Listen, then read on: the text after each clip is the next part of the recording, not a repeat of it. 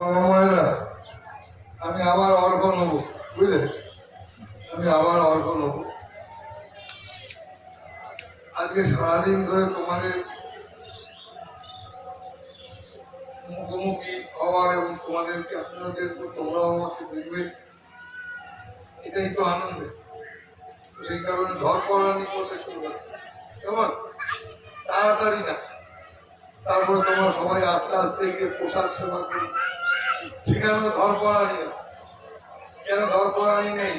কেন এটা তোমাদের, তোমরা এখানে কেউ ঝগড়া করতে আসবে না, তোমরা হয় ভালো মানুষ। তোমরা যারা এসেছো তোমরা সবাই ভালো। কেন বলছি ভালো জানো? তোমরা আশ্রমে এসেছো, অন্য কোথাও যাও না। আশ্রমে সবাই আসতে পারে না। আশ্রম হচ্ছে এমন জায়গা যেখানে মানুষ আসে শান্তি বা আনন্দে থাকার জন্য। মানুষ যেন, মানুষ তো মরবেই, মানুষ সবাই জানে আমরা একদিন মরব, বয়স হলে মানুষ মরে, কিন্তু তাহলে মানুষ ভগবানকে ডাকে না। মরা আর বাঁচাটা ব্যাপার না, ব্যাপারটা হচ্ছে মাঝখানে, বুঝলি? এই মাঝখানে মরলিও না, ধরা বাঁচলিও না, মাঝামাঝি জায়গা একটা কান্নাকাটি হাজ পাজানি। তো সেই থেকে যাতে করে মানুষ ভালো থাকতে পারে, তার জন্য মানুষকে এই আশ্রম নাম একটা জায়গা, এই জন্য আশ্রম, যেখানে সাধু মহাত্মাদের জায়গা। সেখানে যারা আছে তারা সাধু মহাত্মাদের জীবন দর্শনটা, তাদের জীবনে চলা, তাদের বসা দাঁড়ানো, এই সমস্ত জিনিসটা তারা তাকে নকল করে না, এই ভালো জিনিসগুলো অভ্যস্ত, তাকে বলে ধর্ম আচরণ, বুঝলে? এই দেখবে তোমরা এখানে আসছো, তোমরা কোনোদিন জয়গুরু বলতে না, জয়গুরু বলার করি। তারপরে তোমরা আসছো সন্ন্যাসীর আশ্রমে, ওম নমো নারায়ণ বলা ধরেছে নাকি? এসব জিনিস ধরেছে তো ছিল ভালো জিনিস। তার মানে যত তুমি একের পর এক আসবে, তারপরে কেন তুমি বলছো, এসব বলার উদ্দেশ্য কি, এসব গুলো তোমার মধ্যে জাগবে, ভাবনা জাগবে, তখন তুমি নিজেকেই নিজে একটু একটু করে পরিবর্তন করতে পারবে। তাহলে তুমি আশ্রমে এসেছ, আশ্রমে আসছো, এটা একটা খুব ভালো দিক। তাই তোমাদের আমি আজকে, যেহেতু এক্ষুনি এই গরম করলে সব করলো, এসব জিনিস কি ব্যাপার জানো? এগুলো হচ্ছে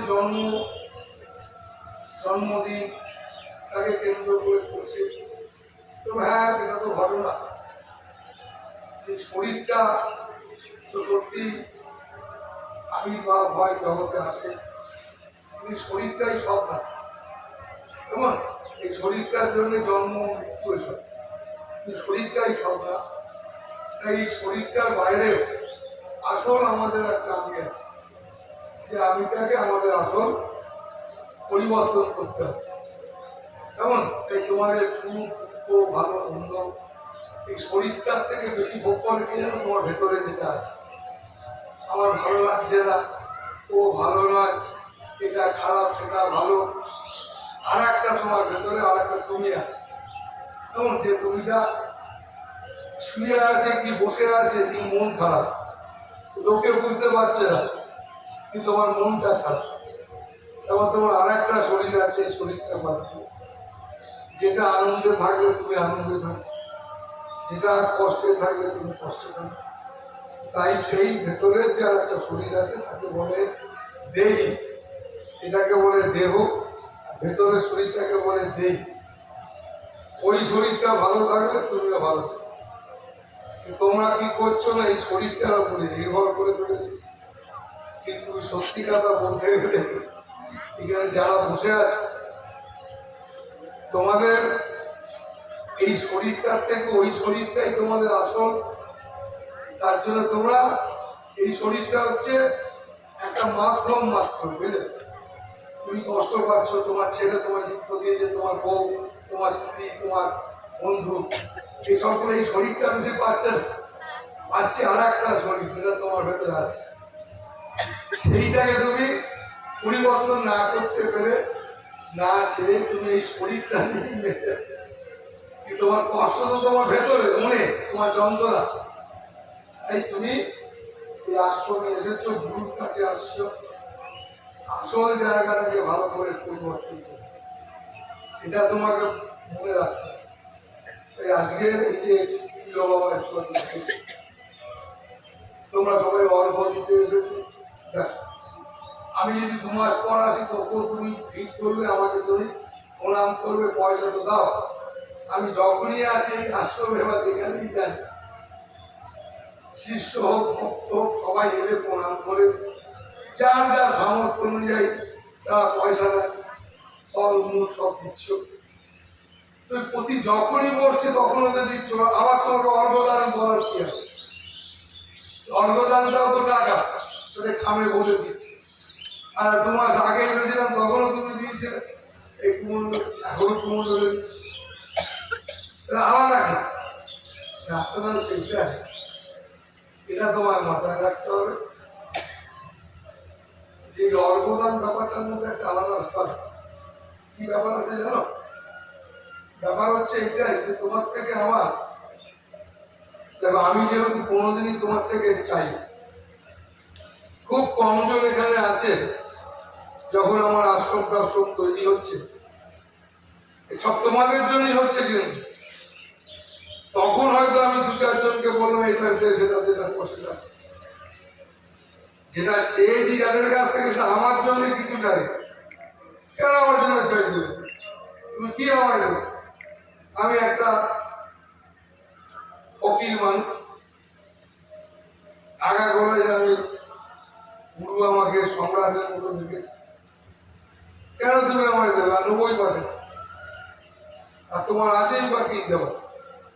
তো সেই কারণে তখন হয়তো কিছু কিছু এই আশ্রম তোমাদের জন্য করতে গিয়ে তখন আমাকে হয়তো, বা তোমার কাছে মানুষ গিয়ে সে সব করা। কিন্তু আমি দেখেছি এগুলো চাইলে হবে, চেয়ে কোনোদিন এসব জিনিস হয় চলে না, বুঝলে? চেয়ে চাপটা কিছুদিন চলতে হবে, পার্মানেন্ট একটা ব্যাপার, বুঝলে? পার্মানেন্ট ব্যবস্থা কি, পার্মানেন্ট ব্যবস্থা কি এই ভেবে আমি এটাকে বন্ধ করে দিলাম, বুঝলি? লোকের থেকে চা একদম বন্ধ করে দাও, বন্ধ করে দিলাম। বেশ কিছু বছর আগে বন্ধ করে দিলাম, শুধু বললাম যে সত্যি তো আশ্রমে উৎসব করতে হবে, তো উৎসব করতে গেলে জানিস আমি যদি বলি যে আমি একা পয়সা দেবো, বা কেউ বললো যে তুই দিবি, তাহলে কিন্তু উৎসব হবে না। কেন হবে না? এটা নিয়ম না, মহোৎসব তাকে মৎস্য করে, বুঝলে?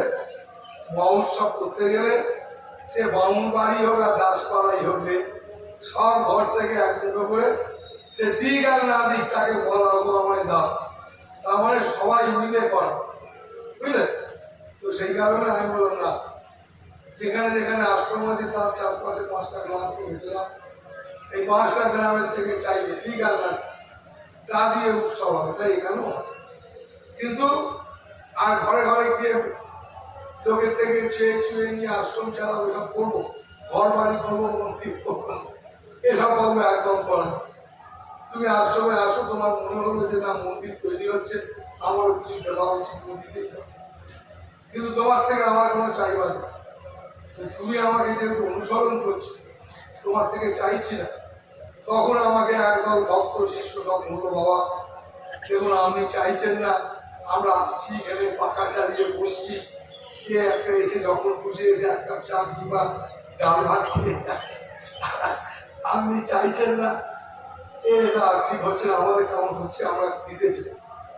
তখন আমি বললাম এইবার তোরা যেটা বলেছি, দিতে যখন চাস, এই শব্দটা খুব ভালো লাগছে, দিতে চাও, কারণ দেওয়া ছাড়া তুমি এক মুহূর্ত বাঁচতে পারবে না। একটা পা আর একটা পাকে যদি না দেয় তুমি হাঁটতেই পারবে, বুঝলে? বুঝতে পারছো? একটা পা আর একটা পাকে না দিলে তুমি হাঁটতে পারবে। স্বামী স্ত্রীর প্রেম তো অনেক পরে, হাঁটতেই পারবে। তো সেই কারণে দেওয়ার প্রবণতা তোমার যাতে আসে, তোমার যাতে দেওয়ার প্রবণতা জাগে, তুমি গরিব হও ধনী হও যেই হও, তুমি মানুষ, তুমি যেখানেই থাকো, যেই জায়গায় থাকো, তোমার বাড়িতে চাঁদের হাট বসে, চাঁদের হাট না থাকলে বসে, ভেতরে খুশি থাকলে বসে, খুশিতে বসে। খুশি কোথায়? খুশি তো তোমার বাইরে সবাই দেখছে আর ঝা চকচক মুখটায় সারা সেজে বুঝে তুই বসে আছিস ভোর 4টেতে। ভেতর তোর একবারে একবারে তোর একবারে গামছা নিয়ে থেকেও খারাপ হচ্ছে। এর থেকে কে তোমার বাঁচবে কিভাবে? ভেতরে তোমার জ্বালা, ওখানে তুমি জল ঢালবে কি করে? এই তো ডাক্তারের অপারেশন করেও পাবে না। সেই কারণে বাবা মায়েরা, তোমার মধ্যে দেওয়া যাবে প্রবণতা আসে, তার জন্য এই অর্গদান আমি অনুষ্ঠান শুরু করেছি। তাই আমি বাঁচি মরি যাই করি, এই অর্গদান প্রত্যেক বছরে মে মাসে তোমার সামর্থ্য অনুযায়ী তুমি যা দেবে তা একসঙ্গে জড়ো হয়ে এই আশ্রমটা চলবে। কেন? তা তোমাকে আমি দায়িত্ব দিয়েছি। তুমি ছোট সংসারে বাস করো, তুমি ছেলে মেয়ে আর তুমি, ওটা আমি খাবো, আমি সব ছোট সংসার। ওই ছোট সংসারকে বড় সংসারের সঙ্গে জুড়ে না থাকতে পারলে তুমি ভালো থাকতে পারবে, বুঝেছ? ছোট সংসারের সঙ্গে তোমার বড় সংসারের সঙ্গে যুক্ত থাকতে হবে। তাই তুমি জীব, তাই শিবের সঙ্গে যুক্ত থাকতে হবে, ঈশ্বরের সঙ্গে যুক্ত থাকতে হবে। তাই ব্যবহারিক জগতে তুমি তোমার এই ছোট সংসার, ছোট ছোট সংসার, এই ছোট ছোট সংসার গুলোকে বড় সংসারের সঙ্গে যুক্ত হতে। বড় সংসার কোনটা? আসুন। কেন? এই ছোট ছোট সংসারের লোকগুলো কিন্তু জুড়ে একটা বড় সংসার করেছে। আমি বড় সংসার পাবো কোথায় বল? আমি তো বিয়ে দেওয়া করি, তাই না? আমার বড় সংসার বলতে গেলে তোরা, তাই তোমার মতো ছোট ছোট ঘর থেকে ছেলে মেয়েরা এসে জুটে আমার বড় সংসার বানিয়ে দিচ্ছে। এটা হচ্ছে বড় সংসার। এই বড় সংসারের সঙ্গে তুমি যদি জুড়ে না থাকো, জীবনে কোনোদিন তোমার ভালো হওয়া সত্যি মুশকিল। কারণ তুমি তো শুধু আমার নিয়েই ব্যস্ত থাকবে। আমার নিয়ে ব্যস্ত থাকা বুদ্ধি ভালো, এর বুদ্ধি তোমাকে একদিন তোমার ছেলে মেয়ে আজ করছেও তাই, তুমি চাইছো তাই তুমি আজকে কাঁদছো, বাবা আমার ছেলে কাঁদাচ্ছে, আমার মুখ করছে, তাই আমার বউ এ কেন করছে? তুমি সব চেয়েছো কি? তাই ভগবান বলেছে তুমি যা চাইবে তাই পাবে। তুমি যেমন রূপে আমায় চাও সেই রূপে আমায় দেখতে পাবে। কেমন? তুমি যেমন যা চাইছো তাই পাচ্ছ। তুমি যদি তাকে চাইতে প্রভু আমি তোমায় চাই, তাহলে কি হতো? তাহলে তুমি সত্যি তোমার শান্তি, তোমার ভেতরে এবং বাইরে, অন্তর এবং বাহিরে তোমার একটা শান্তি থাকতো, আনন্দ থাকতো। তুমি যে সব চাওনি, এই ভেতর থেকে সব চাইতে হবে। তাই আমায় যে সব দিতে হবে সে তো আমি জানি। আমার যত বৃত্ত প্রভু আমার সকল বাণী, রবীন্দ্রনাথ ঠাকুর বললেন। আমাদের সকল কিছু দিতে হবে, সমস্ত কিছু দিতে হবে, ভেতর থেকে উজাড় করে দিতে হবে। বললে তো হবে না। তাই তোমার মধ্যে ইচ্ছা জাগুক, এটা একটা ভালো সংস্কার। এটাই একমাত্র মানুষের শ্রেষ্ঠ সংস্কার আমায় দিতে হবে। একজন দুই বন্ধু তারা একদিন বুড়ো হয়েছে, বলছি দেখ দু বন্ধু বাচ্চা থেকে তো বয়স হয়ে গেল, মরে যাব, তো আবার যদি জন্মগ্রহণ করি তুই কি বলিস, তুই কি চাস? বলে আমি না শুধু নিতে চাই, দিতে চাই না, জানিস? আবার যদি আসি। আর এক বন্ধু বললো আমি শুধু দিতে চাই। যদি দিতে চাই এত কষ্ট করি এসব করি। দু বন্ধু আমার জন্মাল, যে নিতে চাই দিতে চায় না, দেখা গেল সে একটা ভিক্ষের থালা নিয়ে ঘুরে বেড়াচ্ছে। সে তো নিতে চাই দিতে চায় না। সেটা জন্মালে তারপরে ভিক্ষের থালা নিয়ে ঘুরছে। আর দিতে চায় না, সে সম্রাট হয়ে গেল। কারণ দিতে চায়, নিতে চায় না। বাঁচো, ভালো করে বাঁচো। মনকে তুমি গরিব হও, জানবে এই গরিবই বলা তোমার নিজের দোষে। এর জন্য কেউ যদি বলো বাবা তুমি বলছো কি করে, বলে আমি কেন বলছি জানিস, আমি একটা অতি মধ্যবিত্ত বাড়ি কলকাতার ছেলে।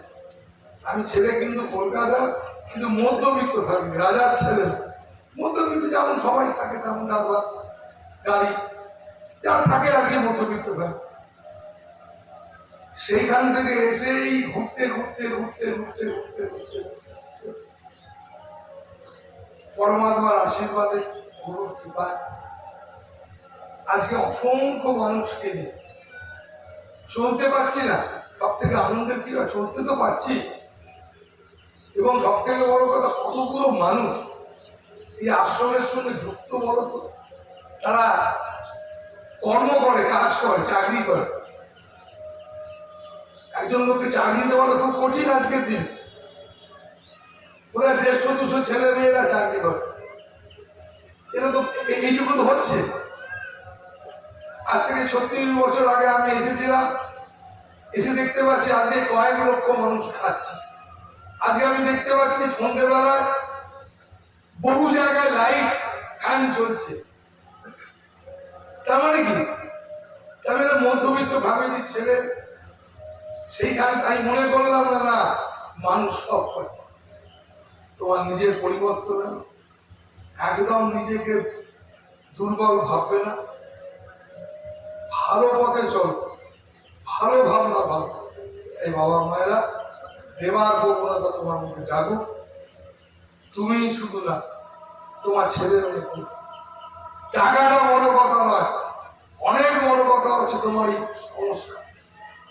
তুমি কাঁদছো কেন জানো? তুমি এই কাঁদার জন্য তুমি মূল। তুমি যতই আমার কাছে এসে বলো গুরুদেব আমি এরকম তাই, কিন্তু আমি তোমাকে একটাই বলবো, তুমি নাম করো, সাধু সঙ্গ করো, নাম করো। তুমি এই জিনিসটা তুমি না করে, সেখান থেকে সাধু সঙ্গে থেকে মানুষ পথ খুঁজে পায়। তুমি এসেছো পথ খুঁজতে, তোমার ভেতরের যে জ্বালা, সেই জ্বালাটাকে মেটাতে, সেই জ্বালা মেটাবার পথকে ধরতে। তুমি সেই পথকে না ধরে ওটা যদি ধরতে, তাহলে তুমি কিন্তু আগামী দিনে নিশ্চিত তোমার ঘাস উঠিয়ে যেতে। তুমি ঘাস ওঠাবার জন্য লাইন করলে না, লাইন করে তুমি ঘা না শোকাবার ভেতর উঠে, ভেতর থেকে ঘা কি ভেতর থেকে শুকোতে হবে। তাই তোমার টাকাগুলো না করে খুব নাম জপ করবে, জানবে, গীতা পড়বে। এই আশ্রমে তো গীতার একটা ক্লাস বা কিছু করো। গীতায় দেখবে লেখা আছে, গীতা মানে উপনিষদ, লেখা আছে, বলছে যত যজ্ঞ আছে সব থেকে যজ্ঞের শ্রেষ্ঠ যজ্ঞ হচ্ছে জপ যজ্ঞ। দেখো আমার আশ্রমে হয় শ্রেষ্ঠ যজ্ঞ হচ্ছে কিনা জপ যজ্ঞ। কেননা মানুষ এই জপের দ্বারা মানুষ যে কোনো গ্রহ ভাড়া, যে কোনো কিছু থেকে মানুষ মুক্তি পেতে পারে। বুঝলি, এই সাধু গুরু সঙ্গ এবং জপ মানুষকে যে কোনো কিছুর থেকে মানুষকে রেহাই দিতে পারে। এটা আমি বলছি না, হাজার হাজার বছর ধরে আমি তো বলছি। এই তোমাদের বললাম, তুমি শুধু না, তোমার ছেলে মেয়ে সবাইকে বলবো যে বাবা যে যেখানে থাকিস এই অর্ঘদানটা করিস। কেন না, আমায় দিতে হবে। মানসিকতাটা তুই তো দিতে পারিস না, তো অন্তত এই মানসিকতাটা রাখিস।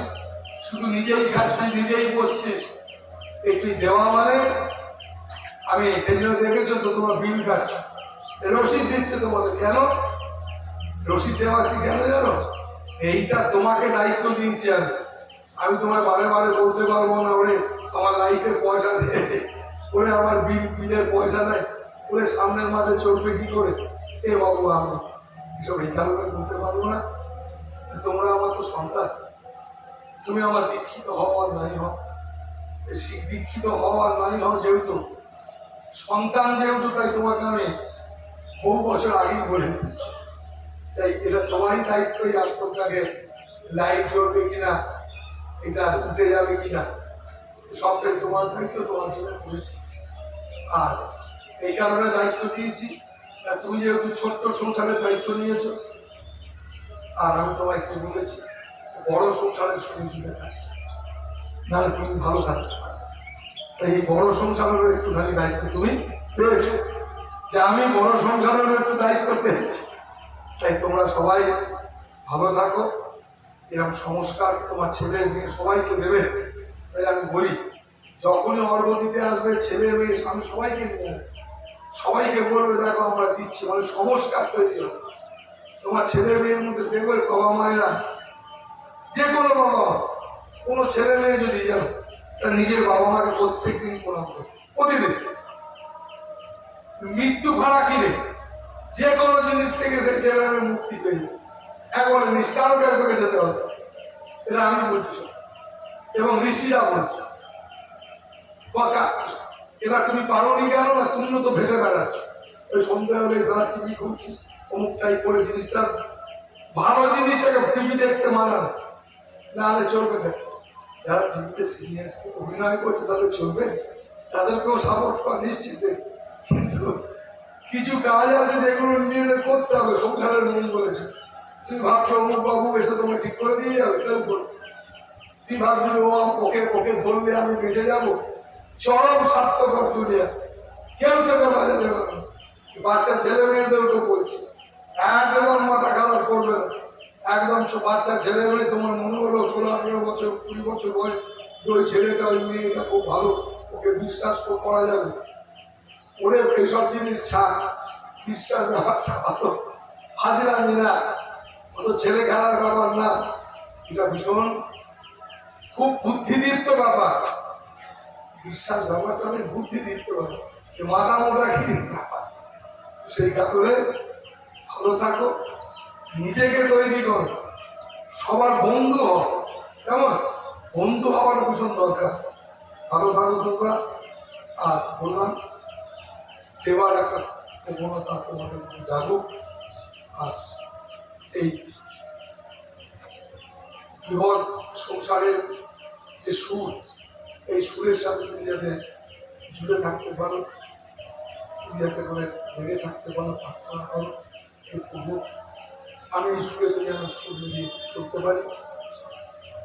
যদি আমার সুর কেটে যায় তাহলে যেন তুমি আমার সুরটা চুরিয়ে দিই, তুমি যেন আমার সুরেতে সুর লাগিয়ে দিই। এটা আমার ইচ্ছা, প্রার্থনা অন্তরে রাখবে। ভালো থাকো, আনন্দে থাকো, ভালো থাকো। হরি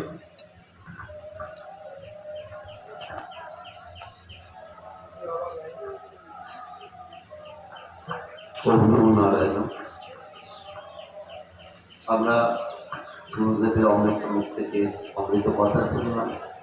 আপনারা কেউ এই অমৃত কথা শোনার পরে কেউ উঠে যাবে 2 মিনিট আমরা সবাই মিলে বসে সেটাকে মনন করি না।